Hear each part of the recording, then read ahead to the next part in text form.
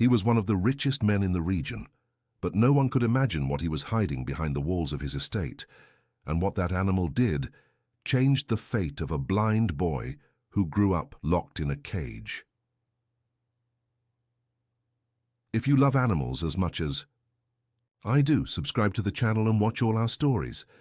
The last rays of summer sun glinted off the weathered "Welcome to Oakwood Hills" sign as Jessica Parker's sleek sedan turned onto the long, winding driveway. The sprawling estate appeared before her, nestled among ancient oak trees that stood like silent sentinels, guarding secrets beyond the ornate iron gates. As the newly hired gardener and groundskeeper, Jessica couldn't help but feel both intimidated and intrigued by the grandeur of the Blackwood property, owned by one of the most influential men in upstate New York. Maxwell Blackwood had made his fortune in real estate development, transforming sleepy towns into thriving communities, at least according to the newspaper articles Jessica had researched before her interview. His reputation for perfectionism preceded him, but the salary he offered was too generous to decline, especially for someone like her with a degree in horticulture and mounting student debt. Miss Parker, right on time.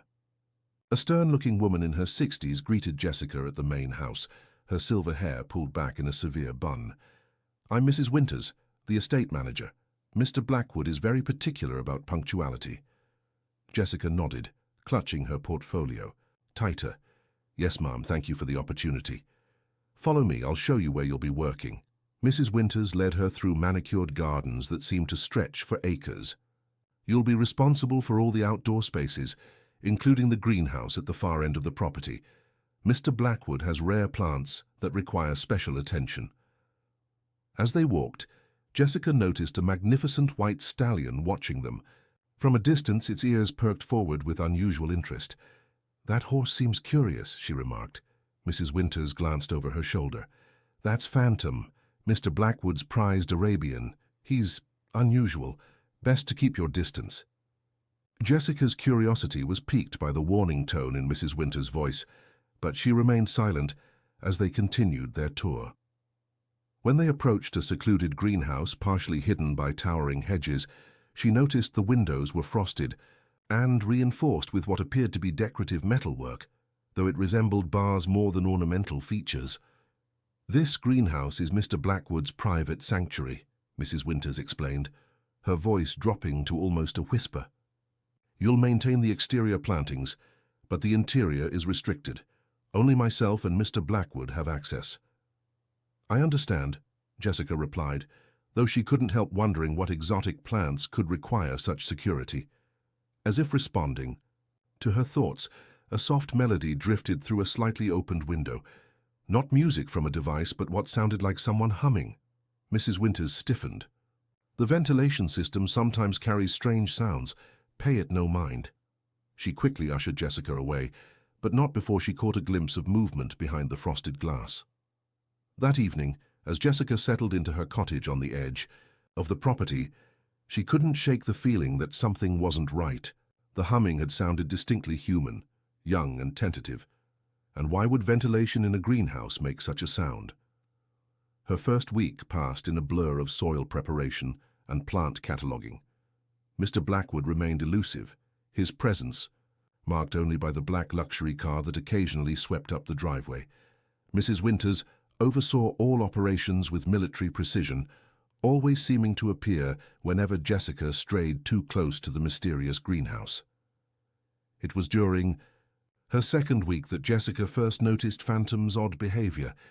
The stallion would break away from the other horses, galloping to a spot near the greenhouse where he would stand for hours, occasionally pawing at the ground or releasing soft, nickering sounds toward the structure. When she mentioned this to Tyler, the stable hand, he shrugged uncomfortably.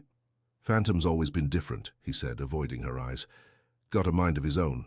Mr. Blackwood wanted to sell him years ago, but changed his mind after some incident. Nobody talks about it." Jessica's curiosity deepened when she discovered a worn path between the stables and the greenhouse, a path that couldn't have been made by the staff, who always used the main garden walkways. On her third Friday at the estate, Jessica was pruning roses near the greenhouse when she heard it again. the humming followed by a young voice. "Are you there, Phantom? I can hear you outside." She froze, clippers suspended in mid-air. That was definitely a child's voice, not a ventilation system or her imagination.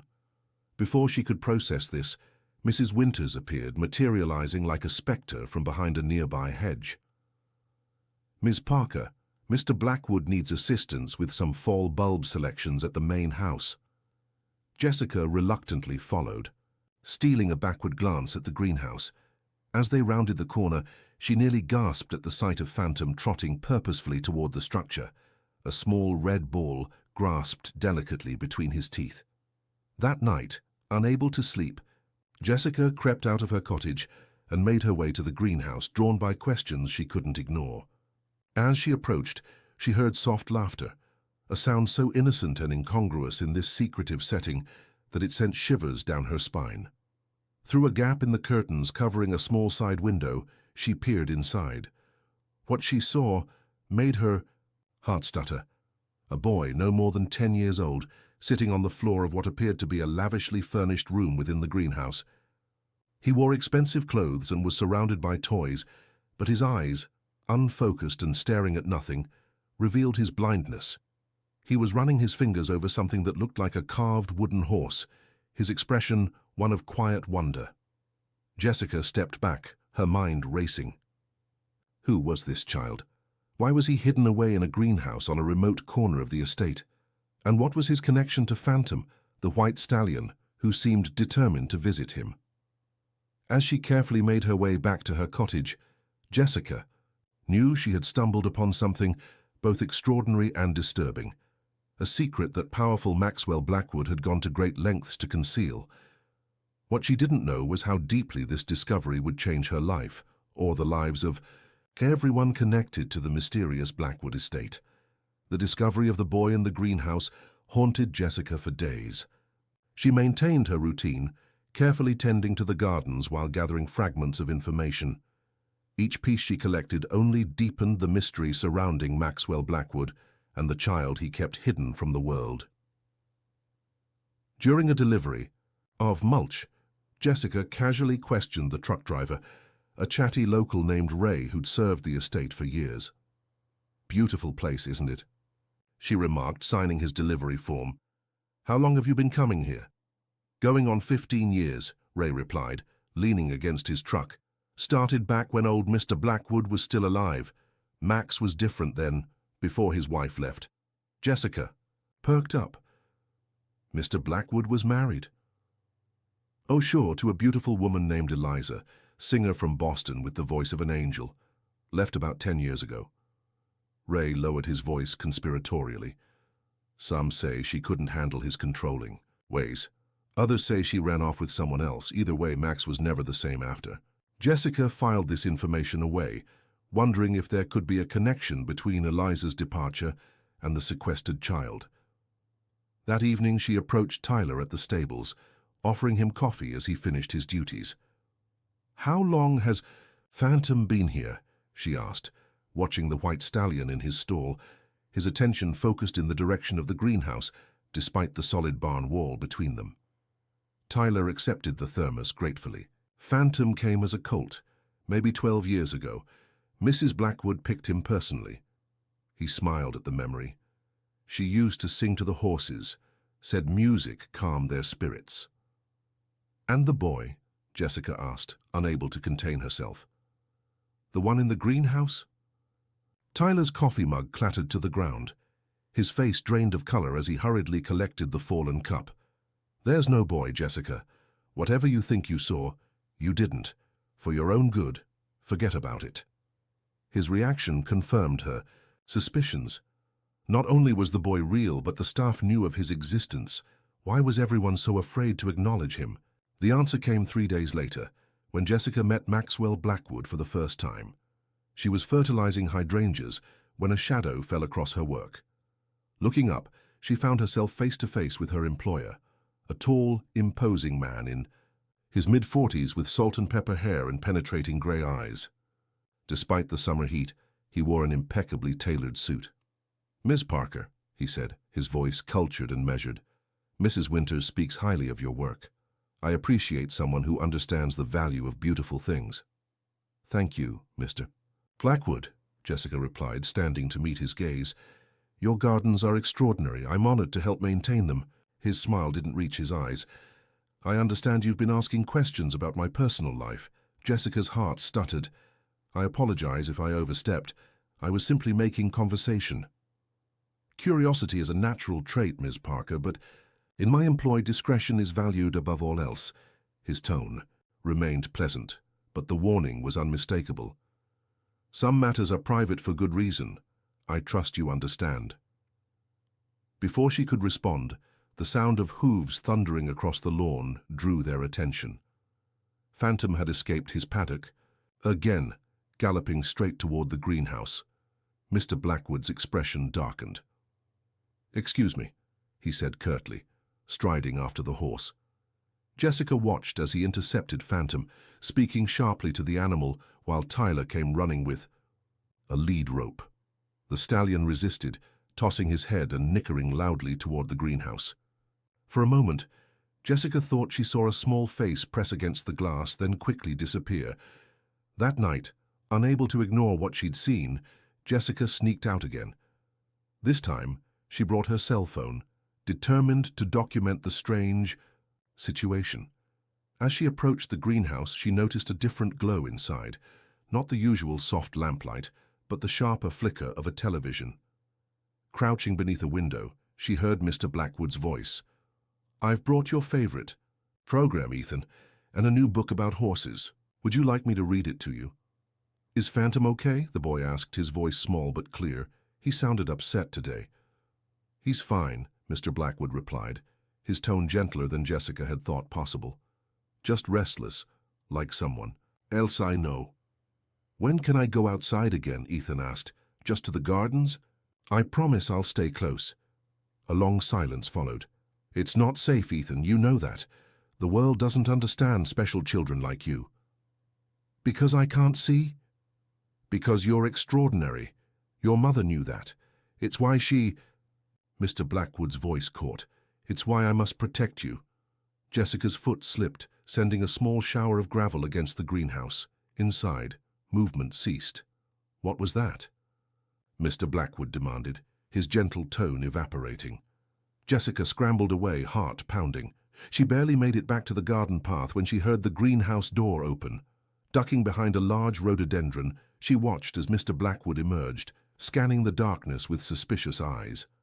After a tense minute, he retreated inside, but Jessica knew her window for investigation had closed for the night.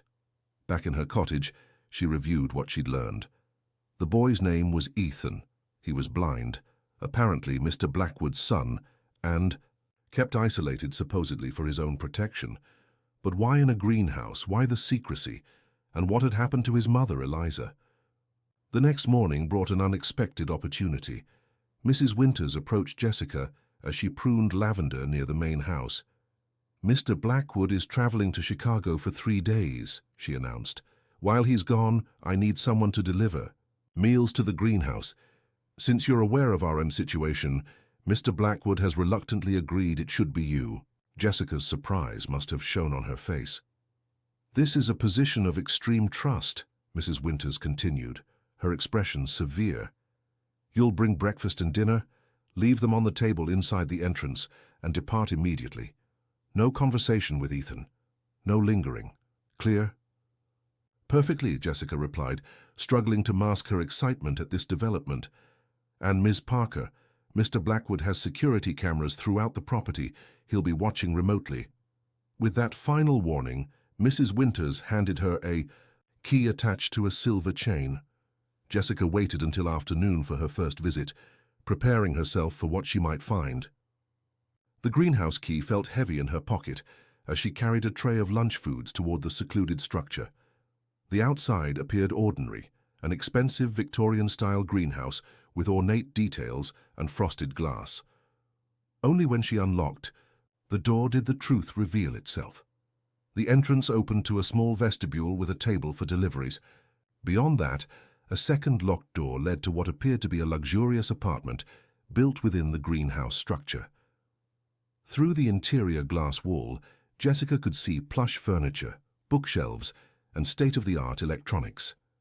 And there, seated at a piano in the center of the room, was Ethan, his fingers moving hesitantly across the keys as he played a simple melody.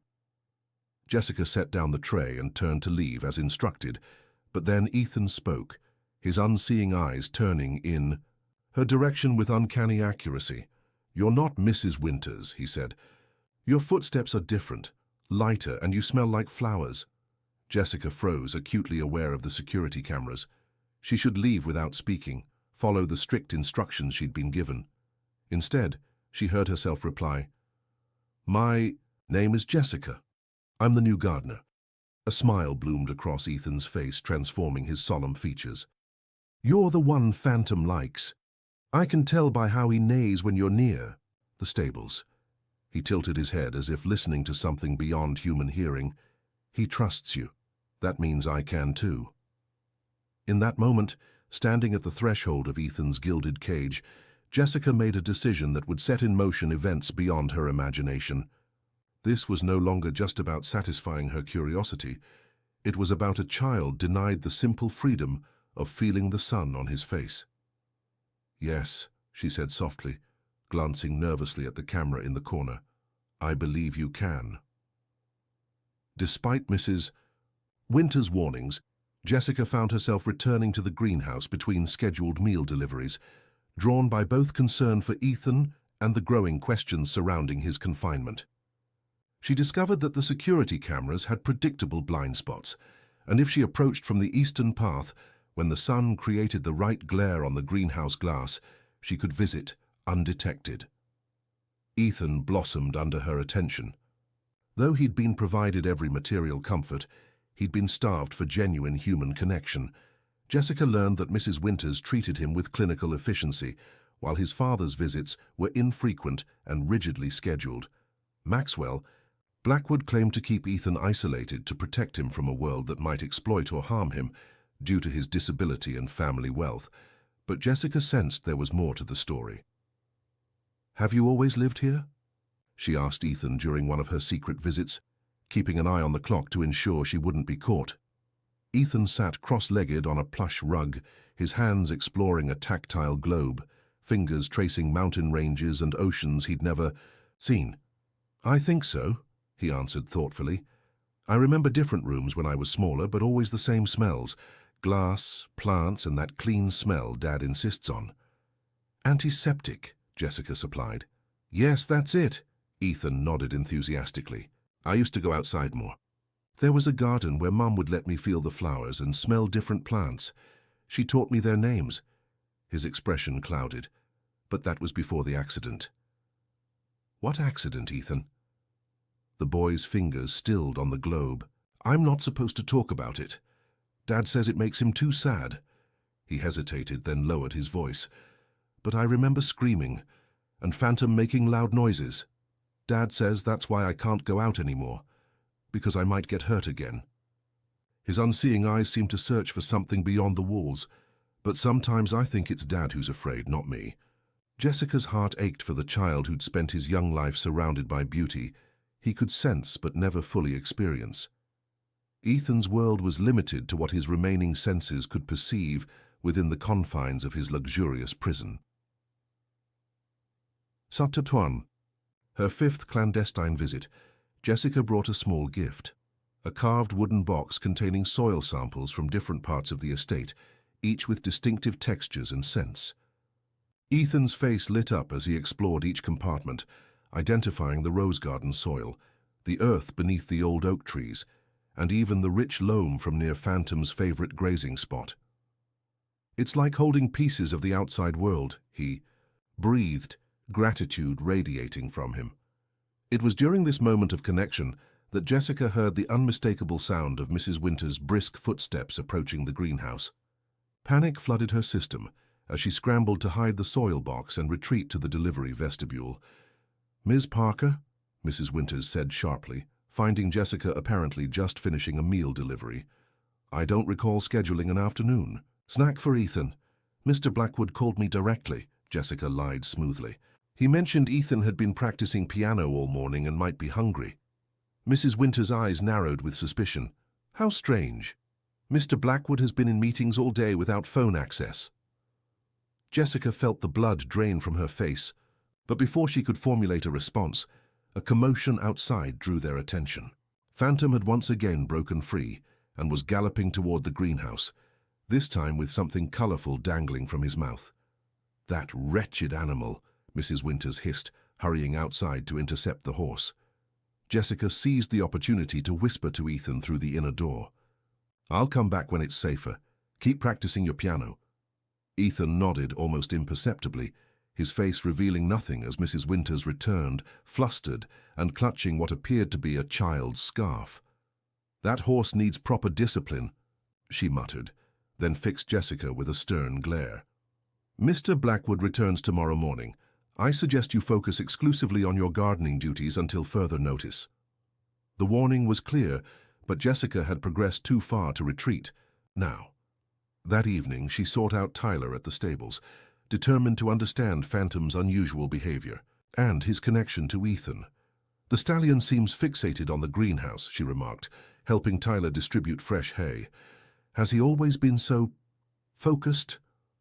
Tyler glanced around to ensure they were alone.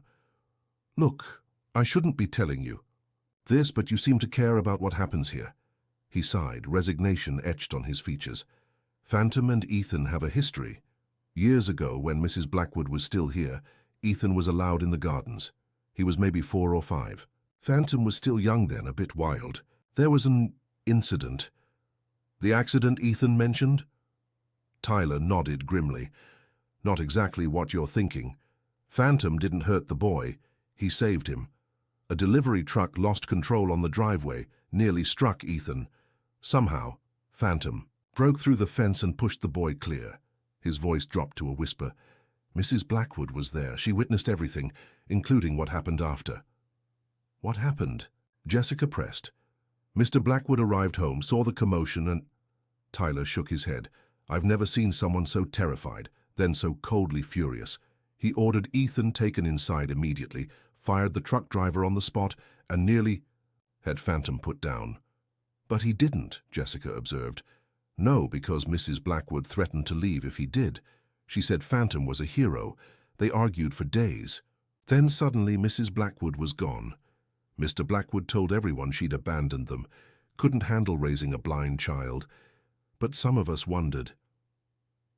A chill ran through Jessica. You think something else happened to her? Tyler shrugged, uncomfortably. All I know is one day she was fighting for her son's freedom, and the next she was gone. After that, Ethan never came outside again, and Mr. Blackwood built that fancy prison disguised as a greenhouse. He handed Jessica a faded photograph. Found this in an old tack box.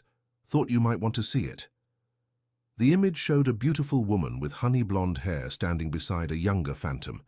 Next to her was a small boy, unmistakably Ethan, laughing. As he touched the horse's nose, they stood in front of colorful flower beds, the main house visible in the background. What struck Jessica most was the joy radiating from the trio, a happiness now conspicuously absent from the Blackwood estate. May I keep this? Jessica asked, her mind racing with possibilities. Tyler nodded. Just be careful, Mr. Blackwood doesn't forgive people who interfere with his arrangements. The following day, Maxwell Blackwood returned earlier than expected. Jessica was deadheading roses when his car swept up the driveway, gravel crunching under expensive tires. She kept her head down, hoping to avoid notice, but his voice called out to her as he approached. Ms. Parker, a word, please. Jessica straightened, her heart hammering as she turned to face him. His expression was unreadable, his posture rigid. Mrs. Winters informs me you've been taking a special interest in the greenhouse. It's a beautiful structure, Jessica replied carefully. The Victorian architecture is fascinating. Indeed. His eyes, so similar to Ethan's in shape, but lacking their warmth, studied her intently. My son mentioned you. Apparently you've been quite talkative during your deliveries. Jessica remained silent, sensing any explanation would only incriminate her further. Ethan is impressionable, Mr. Blackwood continued. He believes your stories about the outside world are invitations rather than mere descriptions. This has resulted in him becoming restless. Perhaps he's simply curious about the world beyond his windows, Jessica suggested, unable to contain herself. Most children are. Ethan is not most children. Blackwood's voice hardened. He requires special protection and care that you cannot possibly understand. I've indulged his interest in you long enough. He extended his hand. The greenhouse. Key, please. Jessica reluctantly removed the key from her pocket, surrendering it to him. Your final paycheck will be delivered to your cottage. I expect the premises vacated by tomorrow morning. His tone was final, brooking no argument. And if I've seen things that concern me about Ethan's situation, Jessica dared to ask. Blackwood's expression didn't change, but his eyes grew colder. Then I would remind you that speculating about matters you don't fully comprehend can lead to unfortunate consequences for everyone involved. The threat hung in the air between them. My attorneys are quite efficient at addressing unfounded accusations. As he walked away, Jessica noticed Phantom watching from his paddock, as if understanding the exchange.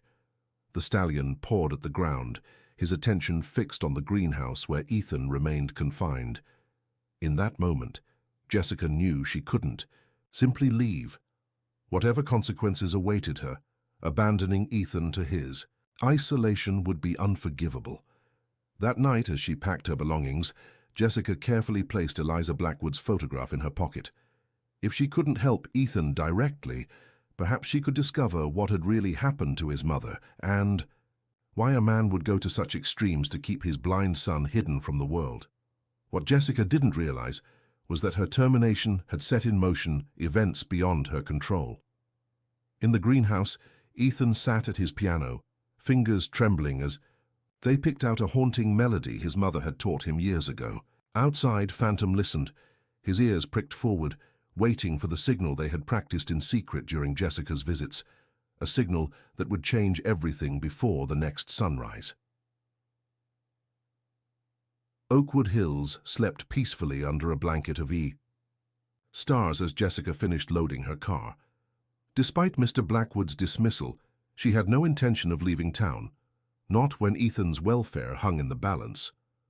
She had rented a room at the Pinecrest Motel on the edge of town, a strategic location that would allow her to investigate further while maintaining a low profile. As she placed the last box in her trunk, a distant sound caught her attention. 3 distinct piano notes played in succession, followed by silence, then repeated. The musical pattern carried clearly through the still night air from the direction of the greenhouse. It was Ethan's signal. Jessica froze, torn between self-preservation and responding to what was clearly a call for help. Before she could decide, another sound joined the piano notes. Phantom's urgent whinny, followed by the unmistakable crash of breaking wood. The stallion had broken free again, but this time with far more force than his previous escapes. Without hesitation, Jessica sprinted toward the commotion, staying in the shadows of trees to avoid security cameras. As she approached, she witnessed an astonishing sight. Phantom was methodically kicking at the greenhouse door, his powerful hooves splintering the ornate frame with each strike. Inside, Ethan's piano playing had grown louder, more insistent. "Phantom, stop!" Mr. Blackwood's voice thundered across the lawn as he emerged from the main house in a bathrobe, a security guard trailing behind him. The stallion ignored the command, landing a final devastating blow that sent the greenhouse door crashing.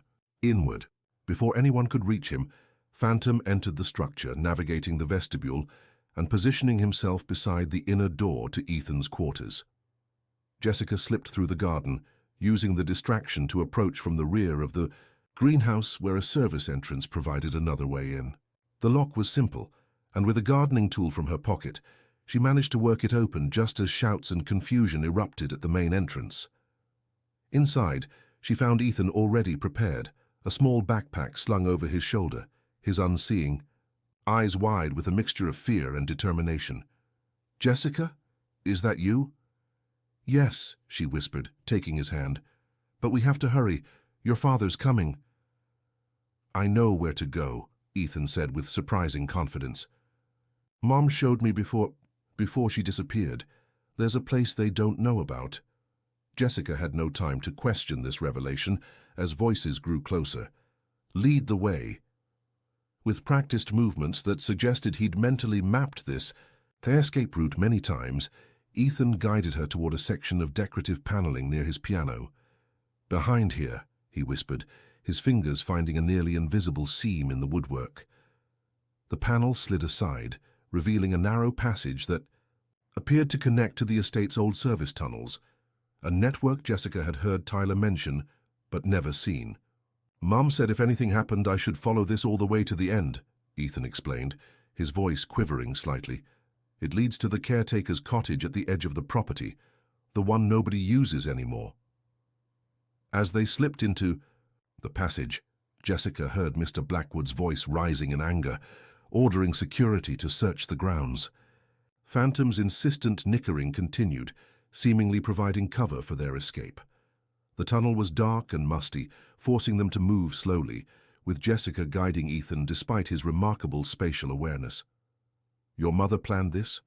she asked as they navigated the narrow corridor. "After the accident with the truck," Ethan confirmed, "she said Dad was becoming different, scared of everything. She started teaching me how to find my way around without help, made me memorize steps and turns." His voice caught. "Then one night there was shouting. Dad said she was endangering me. She said he was suffocating me.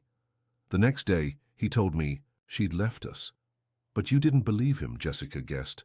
"Mom would never leave without saying goodbye," Ethan said firmly, "and Phantom always got excited when I played her favorite song, like he was trying to tell me something." After what seemed like an eternity of careful navigation, they reached the tunnel's end. Jessica pushed open a trapdoor that led into an abandoned cottage, small, dusty, but structurally sound. Moonlight filtered through grimy windows, illuminating cobwebbed furniture and a layer of undisturbed dust. "We can't stay here long," Jessica said, helping Ethan to a chair. "Your father will search everywhere once he realizes you're gone." "We don't need to stay," Ethan replied cryptically. "We just need what Mom left." He moved with surprising confidence to a loose floorboard near the fireplace, kneeling to pry it up with practiced fingers. "Here," he said, reaching into the cavity and withdrawing a weathered metal box. "Mom said this would explain everything if something happened to her." Jessica took the box with trembling hands. Inside lay several items: a USB drive, legal documents, a small diary, and an envelope with "For Ethan" written in elegant script. But it was the newspaper clipping beneath these items that caught Jessica's attention, a small article with the headline, "Renowned vocalist Eliza Montgomery Blackwood, reported missing by staff, husband claims abandonment." "We need to get this to the police," Jessica whispered, scanning the documents which appeared to be trust fund information and what looked like evidence of financial impropriety. Before Ethan could respond, headlights swept across the cottage. "Windows." "They're coming," he said, his heightened senses detecting what Jessica had missed, the crunch of tires on the gravel drive outside. She grabbed the box in Ethan's hand, heading for the back door, but it was too late. The cottage door burst open, revealing Maxwell Blackwood, his face contorted with a mixture of fury and fear. "Ethan, get away from her," he commanded, stepping into the cottage with 2 security guards flanking him. Jessica positioned herself protectively in front of the boy. "It's over, Mr. Blackwood. We found what Eliza left behind." For the first time, something like genuine fear flashed across Maxwell Blackwood's composed features. "You have no idea what you're meddling in. This is a family matter." "Where is my mother?" Ethan demanded, his voice stronger and more assertive than Jessica had ever heard it. "Tell me the truth for once." A tense silence filled the cottage, broken unexpectedly by the sound of approaching sirens. Maxwell's expression shifted from anger to calculation. "Your mother had a breakdown," he said smoothly, addressing Ethan while eyeing the metal box in Jessica's hands. "The pressures of raising a child with special needs became too much. She became delusional, convinced I was somehow a danger to you." He took a step forward. "I've protected you from the pain of knowing she's been in a private mental health facility all these years." "Liar!" The accusation came not from Ethan or Jessica, but from the cottage doorway where Tyler stood with a police officer beside him.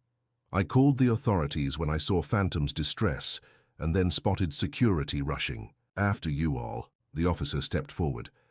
Mr. Blackwood, we've received concerning reports about a minor being kept in isolation on your property.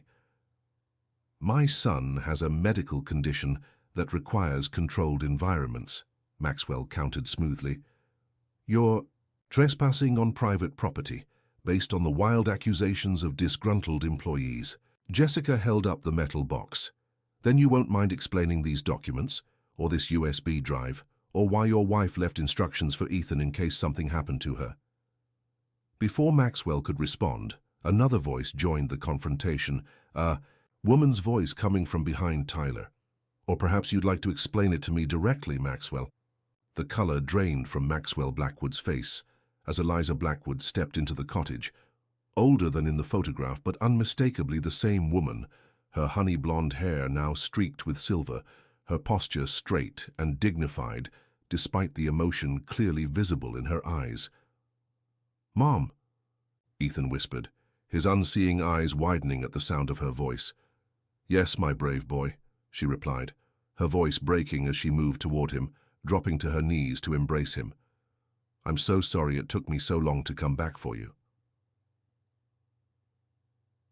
Maxwell stood frozen, his carefully constructed reality collapsing around him. "How did you find my way back?" Eliza finished for him, her arm still wrapped protectively around Ethan. "You thought sending me to that wellness center in Switzerland would keep me silent. You didn't count on the staff there having consciences, or on me having friends who would help once I managed to get messages out." She looked up at Jessica. "Or on Ethan finding someone else who could see through your facade." The police officer stepped forward, addressing Maxwell. "Sir, we have some serious questions regarding potential charges of unlawful confinement and fraud." "This is absurd," Maxwell sputtered, though his confident demeanor had crumbled. "Everything I did was to protect my son." "From what, Maxwell?" Eliza challenged, rising to her feet while keeping Ethan close. "From living?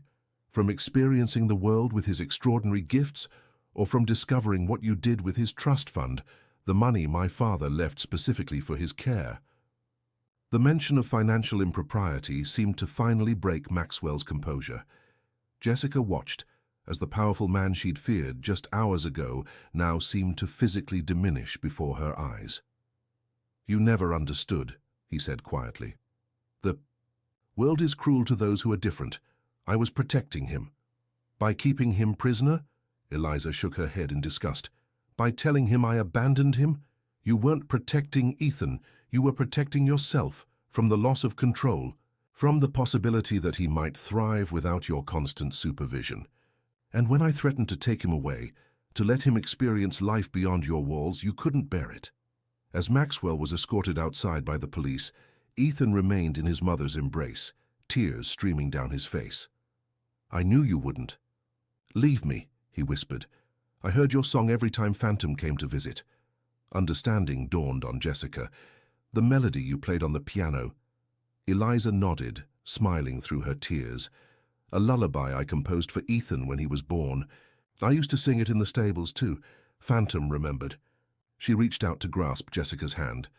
"Thank you for seeing what others chose to ignore, for believing in my son when you could have simply walked away." Outside, the night had given way to the first hints of dawn, painting the sky in gentle strokes of pink and gold. Standing in the cottage doorway, Jessica watched as Phantom galloped across the meadow toward them, free and unburdened. The stallion slowed as he approached, gently nuzzling Ethan's outstretched hand. "He always knew the way out," Ethan said softly, his unseeing eyes somehow reflecting the new day's light. "He was just waiting for me to be ready to follow." 6. Months later, the transformation of Blackwood Estate was complete. The property had been converted into the Montgomery Center for Sensory Learning, a place where children with visual impairments could experience the world through touch, sound, scent, and the unique therapy offered by specially trained horses. The greenhouse where Ethan had spent his isolated childhood had been dismantled, replaced by accessible gardens designed with tactile experiences in mind. The tunnel that had facilitated his escape was now an educational feature, a sensory journey where visitors navigated by sound and touch rather than sight. Jessica, now the center's head horticulturist, watched from the main garden as Ethan led a group of children through the motion of grooming a patient phantom. Though still blind, Ethan moved with absolute confidence, his mother nearby as he shared his knowledge of the gentle giant who had changed his life. Maxwell Blackwood had pled guilty to lesser charges in exchange for a substantial financial settlement that funded the center. Eliza, with her son finally by her side, had channeled her pain into purpose, creating a place where isolation was replaced by connection, fear by courage.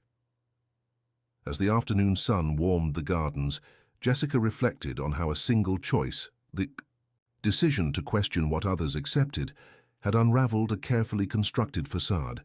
Sometimes, she realized, the greatest prisons were not built of walls and locked doors, but of fears left unchallenged and truths left unspoken. Phantom nickered softly as if reading her thoughts, his wise eyes meeting hers across the garden. Some bonds, his gaze seemed to say, transcend human understanding. The connection between a boy and a horse, a mother and her child, or a gardener who looked beyond the surface to discover the true nature growing beneath. In the distance, Ethan's laughter blended with the melody of wind chimes designed to map the gardens for those who navigated by sound, a joyful symphony of freedom that, like truth itself, could never again be silenced.